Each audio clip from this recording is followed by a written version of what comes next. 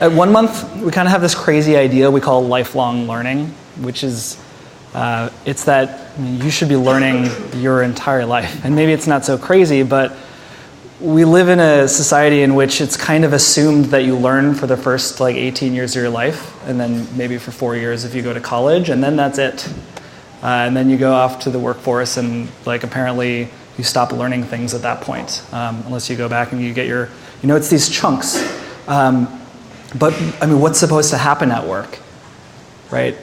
Nowadays, people want a meaningful job, and they want a job in which they're feeling challenged, and they want variety. They don't want the same position for 15 or 20 years, like has been true, in generations before. And yet, when we see what's available now in terms of education, we're basically taking the university model and we're just putting it online. Have you guys ever tried to take a class on Coursera? And you sit for it starts with a teacher in front of a slide, and they're like, okay, for an hour and a half, we're going to talk about what the syllabus for the semester looks like. That's really, really boring, and that doesn't work online. And there's no wonder completion rates there are really, really low, because you can't take what works offline and put it online and assume that it's going to work there. Right? So we're thinking about, how does education fit into people's lives better? How does it fit into what you do on the job better?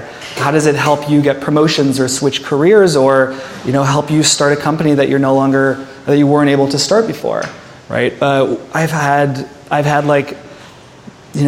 stay-at-home moms email me to say this is the first thing that I've actually been able to do because I only have half an hour a day after I put my kids to sleep, right? How do they fit the current educational system into their lives? They can't.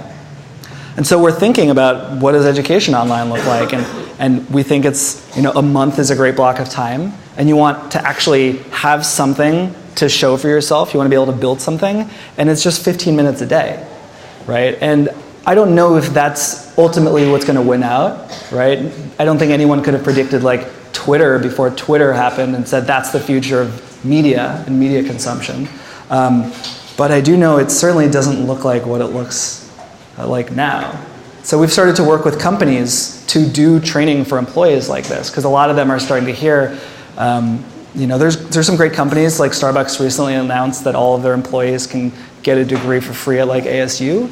But why can't FedEx tell all of their employees that if they want to learn how to code, then that is now something that's possible?